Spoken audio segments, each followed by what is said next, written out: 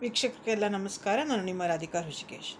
ವೀಕ್ಷಕರೇ, ನಿಮಗೆಲ್ಲ ಗೊತ್ತಿರೋ ಹಾಗೆ ನಾನು ಕಂಪನಾಂಕ ಟೆಲಿ ರೇಡಿಯೋದಲ್ಲಿ ಕೆಲವು ಪುಸ್ತಕಗಳನ್ನು ರಿವ್ಯೂ ಮಾಡ್ತಾ ಇದ್ದೇನೆ, ಬುಕ್ ರಿವ್ಯೂಸು. ಅದು ಯಾವುದೋ ಒಂದು ರೀತಿಯಲ್ಲಿ ನಮಗೆ ಉಪಯೋಗಕ್ಕೆ ಬರ್ಬೋದು. ಅಂದರೆ ಎಂಟರ್ಟೈನ್ಮೆಂಟು, ಕಾದಂಬರಿ, ನಾವೆಲ್ಸು, ಕಥೆಗಳು, ಕವನಗಳು ಆ ಥರ ಅಲ್ಲ, ಎಲ್ಲ ಪ್ರಕಾರದ ಪುಸ್ತಕಗಳನ್ನು ನಾನು ಓದುಗರಿಗೆ ಒಂದು ರಿವ್ಯೂ ಮಾಡಿ ತಲುಪಿಸೋದ್ರಲ್ಲಿ ನಿರತಳಾಗಿದ್ದೇನೆ. ಇದಕ್ಕೋಸ್ಕರ ನಾನು ಆಶಾ ವಿಶ್ವನಾಥ್ ಮೇಡಮ್ ಅವರು, ಕಂಪನಾಂಕ ಡೈರೆಕ್ಟ್ರು, ಅವರಿಗೆ ಆಭಾರಿಯಾಗಿದ್ದೇನೆ. ಇವತ್ತು ನಾನು ತಗೊಂಡಿರುವಂತಹ ಬುಕ್ ರಿವ್ಯೂಗೆ ಪುಸ್ತಕ ಯಾವುದಂದರೆ ರಾಮಚಂದ್ರ ಭಾವೆಯವರ ಮಹಾಭಾರತದ ಉಪಪಾತ್ರ ಪರಿಚಯ ಅಂತ. ನೋಡಿ, ಪುಸ್ತಕ ಇದ್ದೆ, ಇದ್ರ ಫೋಟೋ ಆಮೇಲೆ ನಾವು ಅಟ್ಯಾಚ್ ಮಾಡ್ತೀವಿ. ಇಲ್ಲಿ ಮಹಾಭಾರತದ ಉಪಪಾತ್ರ ಪರಿಚಯ ಅನ್ನೋ ಒಂದು ಟೈಟಲೇ ತುಂಬ ಕುತೂಹಲಕಾರಿಯಾಗಿದೆ. ಮಹಾಭಾರತ ಯಾರಿಗೆ ಗೊತ್ತಿಲ್ಲ ಹೇಳಿ? ಹಿಂದೆ ನಾವೆಲ್ಲ ಚಿಕ್ಕವರಾಗಿದ್ದಾಗ ರಾಮಾಯಣ ಮಹಾಭಾರತ ಟಿ ವಿಲಿ ಬರೋದು, ಎಲ್ಲ ಕಾಯ್ಕೊಂಡು ಕುತ್ಕೊಂಡು ನೋಡ್ತಿದ್ವಿ. ಮಹಾಭಾರತ ತೋರಿಸಿದ್ರು ಅಷ್ಟೇ, ಉಪಪಾತ್ರಗಳ ಬಗ್ಗೆ ನಮಗೆ ಅಷ್ಟಾಗಿ ಅರಿವು ಮೂಡಲಿಲ್ಲ. ಅಂದರೆ ಅದರ ಪ್ರಾಧಾನ್ಯತೆ ಹೆಚ್ಚೇನೆ, ಆದ್ರೂ ಕೂಡ ಉಪಪಾತ್ರಗಳ ಬಗ್ಗೆ ಯಾರಿಗೂ ಅಷ್ಟು ಗಮನ ಹರಿಸ್ತಲೇ ಇದ್ದಿದ್ದು. ಯಾಕಂದರೆ ಅವ್ರ ಮೇನ್ ಥೀಮ್ ಮಹಾಭಾರತವನ್ನು, ನಮಗೆ ಮಹಾಭಾರತದ ಕಥೆಯನ್ನು, ಅದರ ತಿರುಳನ್ನು ನಮಗೆ ತಲುಪಿಸೋದಾಗಿತ್ತು. ರಾಮಚಂದ್ರ ಭಾವೆಯವರು ವಿಕ್ರಮ ಪಬ್ಲಿಕ್ ಪ್ರಕಾಶನದ ಮುಖಾಂತರ ಈ ಒಂದು ಪುಸ್ತಕನ ಹೊರತಂದಿದ್ದಾರೆ. ಅವರು ಇದರಲ್ಲಿ ಹೇಳೋದೇ ಹಾಗೆ, ಏನಂದರೆ ಒಂದು ಮನೆ ಕಟ್ಟುವಾಗ ಸೈಜುಗಲ್ಲುಗಳ ಜೊತೆ ಚೂರು ಪಾರು ಕಲ್ಲುಗಳು ಬೇಕಾಗುತ್ತೆ, ಜಲ್ಲಿ ಕಲ್ಲುಗಳು ಬೇಕಾಗತ್ತೆ, ಅದರಿಂದನೇ ಮನೆ ಗಟ್ಟಿಯಾಗೋದು. ಹಾಗೆ ಈ ಉಪಪಾತ್ರಗಳು ಜಲ್ಲಿ ಕಲ್ಲುಗಳಿದ್ದ ಹಾಗೆ, ಅವುಗಳಿಂದನೇ ಈ ಮಹಾಭಾರತ ಅನ್ನೋ ಒಂದು ಕತೆ ಹುಟ್ಟಿದೆ. ನನ್ನ ಒಂದು ಇದು ಅರಿವಲ್ಲಿ, ನನ್ನ ಕಾನ್ಸೆಪ್ಟಲ್ಲೂ ಸಹಿತ ಅದೇನೆ. ಈ ಉಪಪಾತ್ರಗಳು ಇರೋದ್ರಿಂದನೇ ಮುಖ್ಯ ಪಾತ್ರಗಳು ಬಂತು, ಆ ಮುಖ್ಯ ಪಾತ್ರಗಳು ಬಂದಿದ್ದರಿಂದನೇ ಮಹಾಭಾರತ ಬಂತು. ಸೊ ಉಪಪಾತ್ರಗಳು ಖಂಡಿತ ಒಂದು ಗಮನಾರ್ಹವಾದಂತಹ ಪಾತ್ರಗಳು. ಈ ರಾಮಚಂದ್ರ ಭಾವೆಯವರು ಮಹಾಭಾರತದ ಈ ಒಂದು ಉಪಪಾತ್ರಗಳ ಪರಿಚಯನ ತಗೊಳ್ಳೋದಕ್ಕೆ ಹರಿವಂಶ, ಭಾಗವತ, ಆಮೇಲೆ ಪುರಾಣ, ಮಹಾಭಾರತದ್ದು ಕುಮಾರವ್ಯಾಸ ಭಾರತ ಹಾಗೂ ಕನ್ನಡ ನಿಘಂಟುಗಳು, ಹೀಗೆ ಬೇಕಾದಷ್ಟು ತಗೊಂಡಿದ್ದಾರೆ. ಅದರಲ್ಲಿ ಇಲ್ಲಿ 100 ಉಪಪಾತ್ರಗಳನ್ನು ಪರಿಚಯ ಮಾಡಿಸಿದ್ದಾರೆ. ಅದರಲ್ಲಿ 87ರಿಂದ 100ರವರೆಗೆ ಅವರೇನು ಮಾಡಿದ್ದಾರೆ, ಜೈಮಿನಿ ಭಾರತದ ಪಾತ್ರಗಳನ್ನು ಪರಿಚಯ ಮಾಡಿದ್ದಾರೆ. ಫಾರ್ ಎಕ್ಸಾಂಪಲ್, ಉಪಭಾರತ ಪರಿಚಯಗಳನ್ನು ಹೇಳಬೇಕು ಅಂದರೆ, ಉಪಪಾತ್ರಗಳು ಅಂಗಾರ, ಪರ್ಣ, ಅಭಿಮನ್ಯು, ಅಲರ್ಕ, ಅಶ್ವತ್ಥಾಮ, ಈ ಥರ ಆಲ್ಫಾಬೆಟಿಕಲ್ ಆರ್ಡ್ರಲ್ಲಿ ಹೋಗಿದೆ. ಒಟ್ಟು 100 ಪಾತ್ರಗಳನ್ನು ಮಾಡಿದ್ದಾರೆ. ಗಂಡಸರು, ಹೆಂಗಸರು ಎಲ್ಲರೂ ಇದ್ದಾರೆ. ಆಮೇಲೆ ಶಿಖಂಡಿಯ ಪಾತ್ರವೂ ಸಹಿತ ಬಂದಿದೆ ಅಂತ ಕಾಣುತ್ತೆ. ನಾನು ಪೂರ್ತಿ ಓದಿಲ್ಲ. ಇನ್ನೊಂದು, ಯಾವ ಕಥೆಯನ್ನು ನಾನಿಲ್ಲಿ ಹೇಳೋದಕ್ಕೆ ಹೋಗೋದಿಲ್ಲ, ಯಾಕಂದರೆ ಇದು ನಿಮ್ಮ ಗಮನವನ್ನು ಪುಸ್ತಕದಿಂದ ಡಿವೇಟ್ ಮಾಡುತ್ತೆ. ಕತೆ ನಾನಿಲ್ಲಿ ಹೇಳಿಬಿಟ್ರೆ ನೀವು ಆಗಲೇ ಮಹಾಭಾರತ ಗೊತ್ತಿರೋದ್ರಿಂದ ಗೆಸ್ ಮಾಡಿಕೊಂಡು ಇಷ್ಟೇನಾ ಅಂತ ಅಂದ್ಕೊಂಡ್ಬಿಡ್ತೀರ.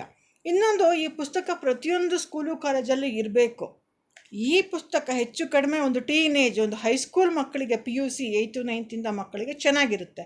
ಯಾಕಂದರೆ ಮಹಾಭಾರತನ ಒಂದು ಕತೆ ಥರ ಮನ್ನಲ್ಲಿ ಅಜ್ಜ ಅಜ್ಜಿ ಹೇಳಿದರು, ಅದ್ರ ಬಗ್ಗೆ ಉತ್ಸಾಹ ಬೆಳೆಸ್ಕೊಂಡಿರೋವಂಥವ್ರು ಇದನ್ನು, ಉಪಪಾತ್ರಗಳ ಪರಿಚಯ, ಅವರ ಒಂದು ಏಮ್ ಆಗಲಿ, ಅವರ ಒಂದು ಅವರಲ್ಲಿ ಏನು ಒಂದು ಮಾರಲ್ ವ್ಯಾಲ್ಯೂಸ್ ಇತ್ತು, ಅವರು ಹೇಗೆ ಶ್ರಮಪಟ್ಟರು ಅನ್ನೋದನ್ನು ತಿಳ್ಕೊಂಡ್ರೆ ಒಳ್ಳೆಯದು ಅಂತ ಭಾವಿಸ್ತೇನೆ.